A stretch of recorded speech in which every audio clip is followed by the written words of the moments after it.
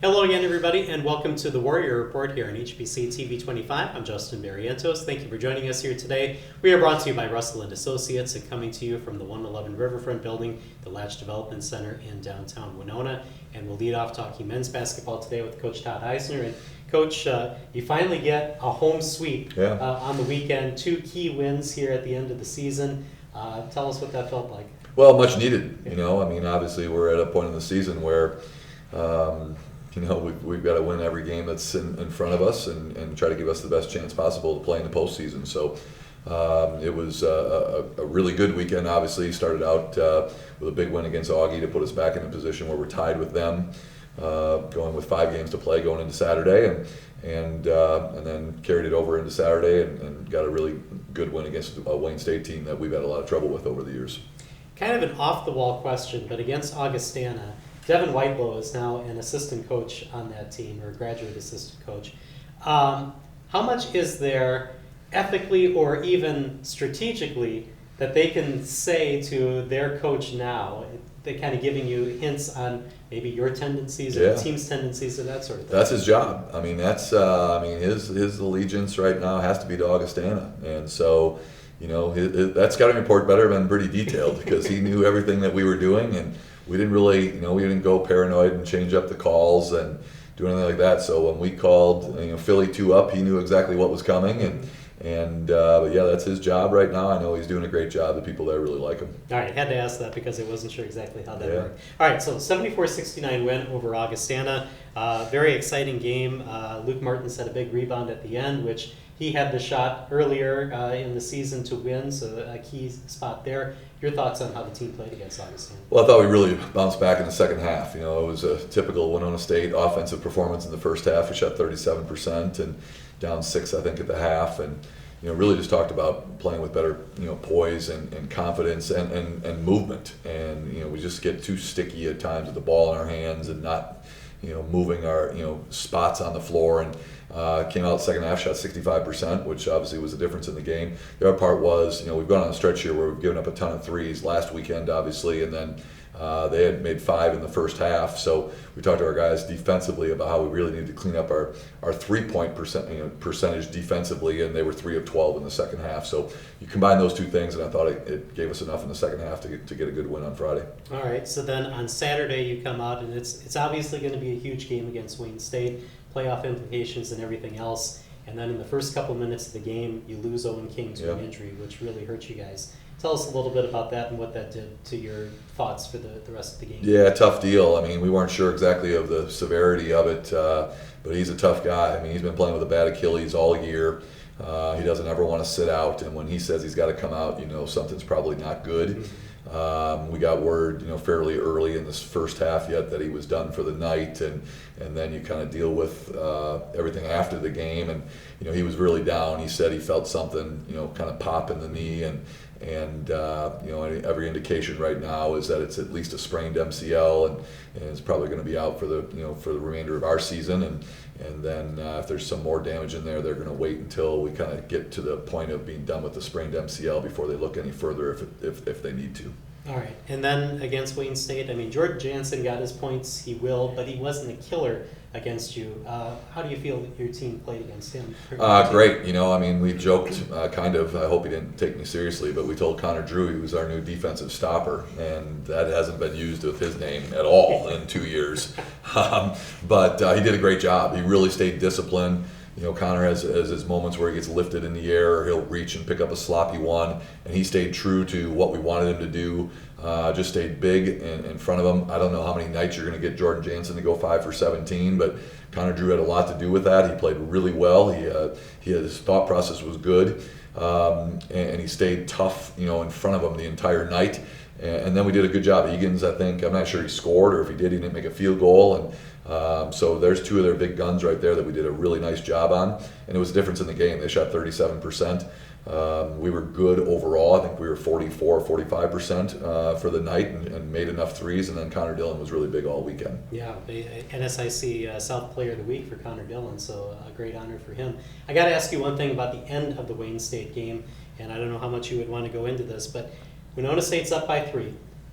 Wayne State inbounds the ball with less than 10 seconds, I think, to go, and you do the foul to put them to the free throw line, avoid a three-point try.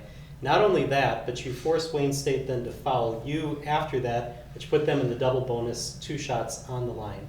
How much of that was planned, and how much of that was it just happened that way? Yeah, no, we got stuck obviously in the Upper Iowa game to start the conference season where we fouled Hilmer up 3 with 5.8 seconds to go or whatever it was, and all the analytics now are that's the best plan to go when you're 6 seconds or under. Some people say 5. They really believe that the odds are in your favor if you should basically intentionally foul. Got to make sure you don't, but I mean, you're going to intentionally foul and then trust that if they decide to make 2 and then want to try to get a steal, or if they try to purposely miss, that you can either make the free throws at the back end of it or come up with the rebound. And so there was no doubt we definitely wanted to foul, put them at the line, and then you obviously hope that at the end of the day, whichever direction they're going to go, that you can either handle the press break and get the ball in bounds to the person you want shooting free throws, or if they're going to decide to purposely miss, that you have the people in there that are going to come up with the rebound. All right, and then last minute of this segment, big games coming up this weekend on the road. Tell us how you match up. Yeah, I thought we did a great job against Wayne. Wayne's just out-toughed us now for the last couple of years, and I thought we matched it, maybe exceeded it for once, which was great to see. I mean, we want to pride ourselves on having toughness. Well, the 2 other teams in the South that pride themselves on toughness are going to be Sioux Falls and Southwest. Both got us here. Southwest really bothered us. We shot 30% for the game and couldn't throw it in the ocean. Sioux Falls coming off a tough weekend. They lost both this past weekend, so now they're at home, and I think we're going to catch a very angry Sioux Falls team on Friday. Without Owen, it's going to be a challenge, but I thought our guys stepped up really well on Saturday without him, and we're going to need the same effort and mentality going into this weekend. All right, thank you very much for the insight, and good luck this weekend. Thanks, Justin. All right, we're going to take a break here on the Warrior Report. When we come back, Caleb Wagner will join us right after this. For over 60 years, Russell & Associates has been helping individual and business clients achieve what matters to them. Our trusted advisors had the expertise and experience to help with long-term plans for personal finance, business finance, or wealth management. Focus on what matters most. Call Russell & Associates certified public accountants and advisors today at 507-452-3100 or visit us online at russellcpafirm.com. And welcome back to the Warrior Report here on HBC TV 25. We're brought to you by Russell & Associates and coming to you from the 111 Riverfront Building, the Latch Development Center in downtown Winona. A familiar face joins us next. Caleb Wagner is here. Thanks for joining us here today. Of course. Yeah, glad to be here. So you joined the Winona State staff in the summer, and I even told you, I think I saw you in the grocery store once. I thought, wait a minute, what's he doing back here? Tell us what you've been doing since you graduated here in 2020. Yeah, so after I graduated, I got an opportunity to sign with an agent and tried to play overseas. It didn't end up working out, so I started getting my master's at UW-Madison in athletic administration, kind of with an emphasis in finance because that was my bachelor's degree here at Winona. But after my master's, I talked with Coach Eisner, and he ended up giving me the opportunity to come help join the staff. And since then, we've been all running smooth with the team here. You also work at the Slavey Basketball Academy. Tell me a little bit about that. Yeah, yep. So Troy actually played here for a semester. Most people probably don't know, but he ended up transferring. Then after that, he went to Madison and then started helping his family out with the Wisconsin Academy program, and then kind of started his own training type program with the Slavey Basketball Academy. And then we ended up living together in Madison while I was there. So he asked me if I could help out, and with that, I helped him run some tournaments. Also helped him with a bunch of training or certain camps we had sometimes during the week in the fall or the summer, and then also helped him coach a little bit with his fall leagues. He has a fall Premier League and a kind of a spring Premier League, which brings players all around Madison in that are high recruits high school-wise. So brought them all together and coached that a little bit. So I kind of just jumped in where I could and when I had time while I was getting my master's, but it was a cool experience and definitely cool to kind of get to know the high school players around the area. All right, very good. So kind of walk us through what you do here now for the Winona State program and kind of what your day-to-day responsibilities are. Yeah, so mostly right now, especially since we've jumped into the season, we're towards the end of the season here, a lot of it has to do with the scouting report. Kind of figuring out baseline and sideline out of bounds plays is my main priority at the beginning of the week, and then once we get towards the middle of the week, I kind of start throwing in plays into fast draw so we can put it into our scout, which fast draw is just a drawing up play system that you can put on to PDFs and then print off. And Coach Eisner and Coach Malvick do a good job of kind of doing the scout offensively for teams and picking up on their plays. So then I'll draw them up and we'll put them into a scout. And then also throughout the week I'll do stuff with transfer portals, looking at the NCAA transfer portal, trying to see junior college guys or guys just transferring either D3 to D2 or same division.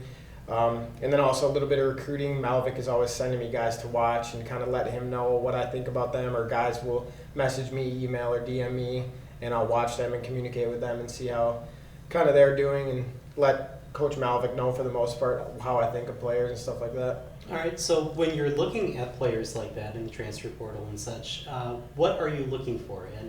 And what are you looking for in tape? What are you looking for in the stat lines? Yeah, so first we're definitely looking for players that we need, so specific positions. Once we kind of figure that out, you kind of start looking at stats. Obviously, they need to be able to score, but also percentage-wise, also where they're playing, the teams they're playing, and competition like that. So it's been good to kind of learn more stuff like that through Coach Malvick. With obviously, I don't know too many junior colleges, or didn't at the beginning. So when I have players that I show him that I like, or he sends me, he'll say, "Oh, the teams they're playing are good. It's in this conference, in this location," and so it's been cool to kind of learn throughout. But yeah, you definitely want to look at, like, obviously how they can do offensively, percentage-wise, scoring, passing. If you're looking for a point guard, you want to make sure they have like enough assists throughout their season. But yeah, I mean, it's been a good learning process. So. All right. Now, we had alumni weekend not too long ago. You went back out on the court, kind of put on a little bit of a show, which was nice to see. So, do you throw the shorts on and go out on practice as well? Not too much. We have had certain situations where guys have been injured or sick. Too many guys are sick, so I'll have to practice a little bit, which is tiring for sure. I'm not used to running up and down like that, but I mean, yeah, it's been good to play for sure. Get back on the court a little bit. I do some shooting of my own when I have extra time, so. Yeah, it's good to stay kind of a part of the game, and it's cool to kind of practice here and there. The guys like it, they laugh about it, so it's a good time, yeah. So because now you're an assistant coach and you played during the alumni game, and there were some guys that were watching from the team, were you trying to put on a show for the team this year? No, no, definitely not. I was just trying to have fun with the guys that came back. I mean, you saw a bunch of guys that I played with came back, so it was fun to kind of rekindle with them and play, so. Yeah, I mean, I'm glad the guys watched and got to see a little bit of it, but yeah, it wasn't for them at all. So there's no talking then afterwards, or the last couple of weeks saying, "Hey, did you see that?" They definitely did hype me up a little bit after a couple plays, but no, I try to stay away from it. Okay, all right. Now let's get back to what's going on now, because as we said, it's a key weekend. So what are some of the things that you're doing now, and how are you going to help the team be successful this weekend? Yeah, so like I said earlier, I mean, a lot of during the scouting report, my main kind of responsibility that's really put onto me is, I guess, the special situations, like baseline out of bounds, sideline out of bounds plays. So, I mean, I'm making sure that kind of through film I can find exactly what they've been running. It's, even if they have calls, I can try and figure out their calls. But other than that, really just also studying the scouting report that Coach Eisner and Malvick make with just their regular offense, being able to help Malvick out with what I see, as well as knowing kind of matchups, how they're going to guard us, who's going to guard us, how they guard ball screens and stuff like that. So just trying to be prepared as much as I can be, just to help out Coach Eisner and Malvick as much as possible. And then I guess last question, how much of a voice do you have on the bench then? Yeah, I mean, a lot of it, I talk with Malvick and kind of help Malvick out with matchups or certain ways they're guarding ball screens and stuff like that. So I kind of let him know, and then Eisner trusts him offensively to do that. And then defensively, I mean, I try to help Malvick with matchups. Malvick's been really good, and Eisner as well, as getting our matchups exactly how we want them and who's guarding who. But if I see certain things, I'll kind of tell Malvick throughout the game and try to get him to see it. But other than that, I mean, they've just been trusting me with as much as I can handle it. I mean, throughout the week, so it's been great, yeah. All right, well, it was great to have you back here on the show, and good luck this weekend with the rest of the team. Awesome, thank you. All right, thank you. We're going to take a break here on the Warrior Report. When we come back, we'll talk women's basketball with head coach Ana Wurtz right after this. For over 60 years, Russell & Associates has been helping individual and business clients achieve what matters to them. Our trusted advisors have the expertise and experience to help with long-term plans for personal finance, business finance, or wealth management. Focus on what matters most. Call Russell & Associates certified public accountants and advisors today at 507-452-3100 or visit us online at russellcpafirm.com. I'm a pretty calm, cool, and collective guy, but... Sorry, what's your name? Yeah, Evan. Hi, Evan. Yeah, we have no internet. Nothing. I don't know. It just stopped working. The internet is down. I know, I'm on the phone with them. No, that was my wife. I can't get online again. Yeah, I'm talking to Evan. No, my daughter, my wife. Okay, can you guys not talk? Sorry. Yes, we have the white boxes. I see one. They got horns on them. The one with the horns. Yes, I see one. We have 11 of those. I was on the phone and I got disconnected. Okay, it's not about you. We switched our broadband service provider. Devin put in 11, Evan. How are we supposed to know which one's 7 and which I thought it was Devin. Who's Devin? I got no service. Honey, you're blocking. You can't stand there. You're blocking it. Don't block it. And the best part, I never have to speak to Evan or Devin ever again. I think this one's 11. 11? We're not looking for 11. No, are we looking for 7, Evan, or 11? We have 2 next to each other. That's bad. 2 white boxes. Evan? Welcome back to the Warrior Report. It's time to talk women's basketball. We're brought to you by Russell & Associates, and then coming to you from the 111 Riverfront Building, the Latch Development Center in downtown Winona. Time now to talk with head coach Ana Wurtz. Now, you had told us prior to the Augustana game that you were going to mix things up maybe a little bit and see some different matchups, and that seemed to work against Augustana, even though you got the loss. Right. I know that watching the coaching staff for Augustana, even more than usual, they were taking long looks down at your bench during timeouts to see who you were going to put on the floor next. Yeah. How did that seem to work for you? Yeah, I think it went well.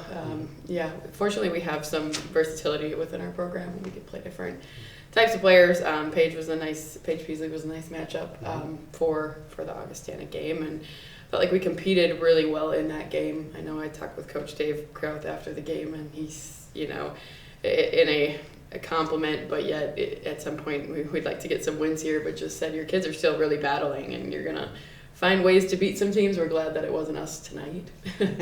Very good. You said Paige Peasley did a really good job. You were good from the floor. Maddie Shimmons had a really good night, and then Lauren Fetch continues to play really well at the end of the season. Right. Tell us what you get from those players.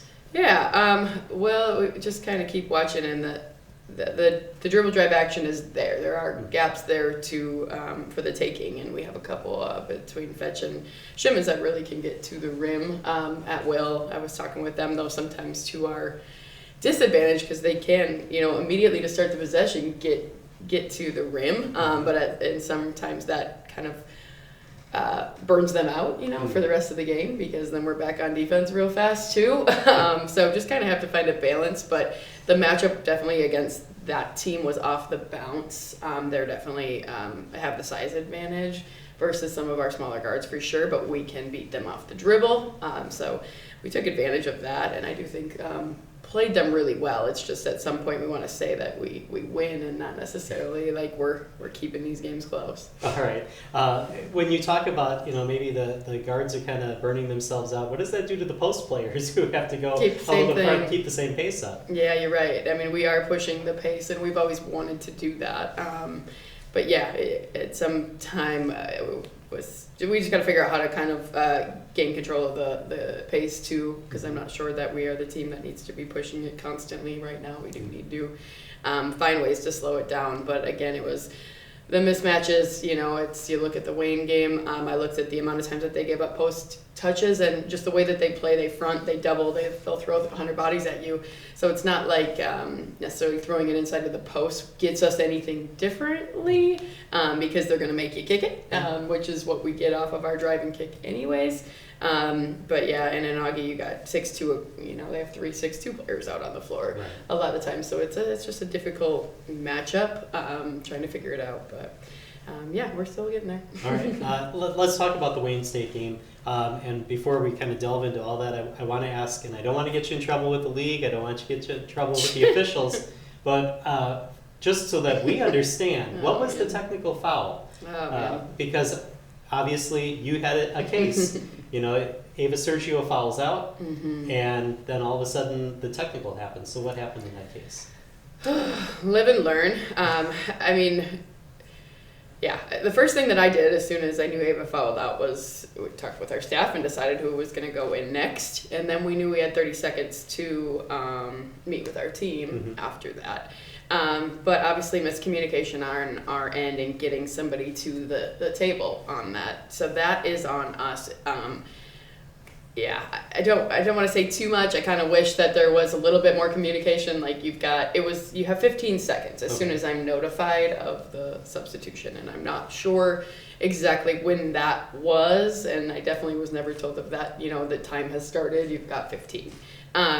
It's just a bummer because you look at it and it was a huge play. Changed the momentum of the game, and it's something that I could have had more control of and been more responsible for in that moment, and so. That one hurts. I know Hannah is not one that has lost sleep over games. That's something that I probably do every weekend, but she herself too just feels somewhat responsible for not being able to control that one moment. That's what we do. We talk to our players about it every single second. You've got to be able to take individual moments throughout every game, and we've got to win them. And that was one as far as our staff that we didn't win. I wish that it wouldn't come down to that. You have it's a game-changing call for sure, and so it's unfortunate. Well, I just think there was a lot of confusion all around, and no one really knew what was going on or why. I think where I was the most, as I just didn't even know if they knew that Ava had fouled out for the longest time. I felt like we did, but I don't know if that the refs had even noticed that for quite a while, but.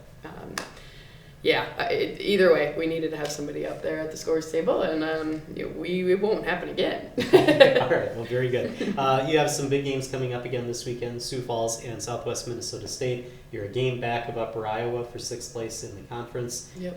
What do you look for this week in those teams and those matchups? Again, we say like the changing of the league, and here we go with, I'm watching Southwest film right now, it's 5 guards across the board.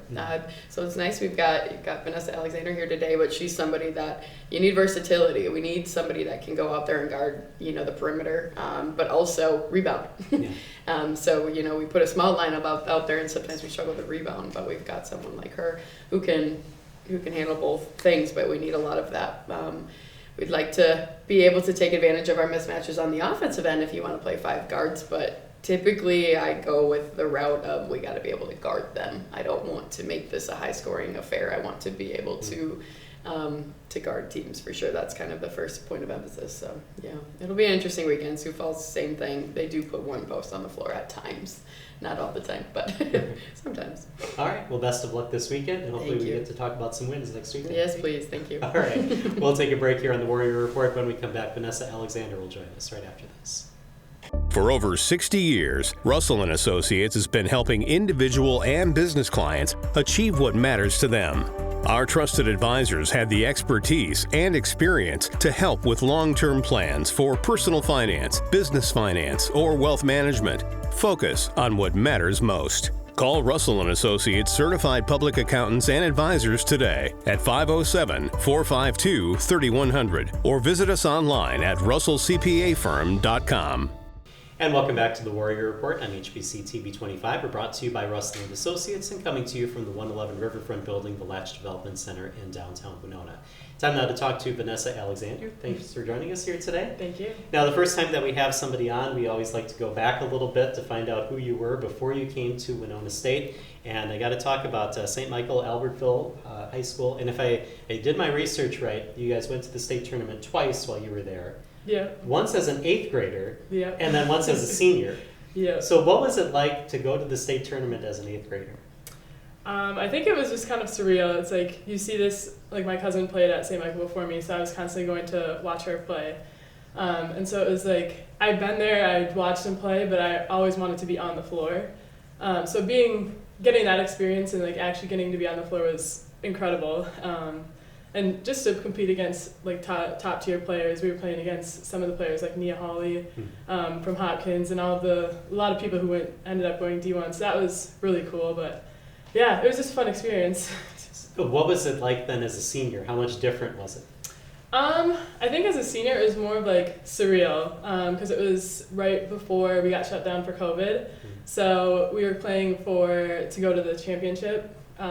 Or the 3rd place game, and we were like, we might not get to play after this. So it was like, this is kind of it. So it was honestly just surreal. It was like, is this gonna be my last high school game, or do I get to keep going and progress in the tournament? So it was honestly just a great experience for both times. All right, and then the other thing I want to ask about prior to Winona State is AAU basketball. Mm-hmm. The North Metro Stars, I believe, is what you played on, and you played alongside Paige Beckers and some other players that went on to play in college. Yeah. What was that experience like? Oh my gosh, that was such an amazing experience. The caliber of players that I was playing with was honestly ridiculous with some of the big names out there. But honestly, they're all just great people, mm-hmm. So it was so fun to make relationships with them on and off the floor. But yeah, people like Paige, you don't get to play with every day, so getting those passes was, like, you always had to be ready because you never knew when they were coming. But yeah, it was amazing. Now, obviously, AAU is a proving ground, and it's a place where coaches can come and see, and scouts or whatever.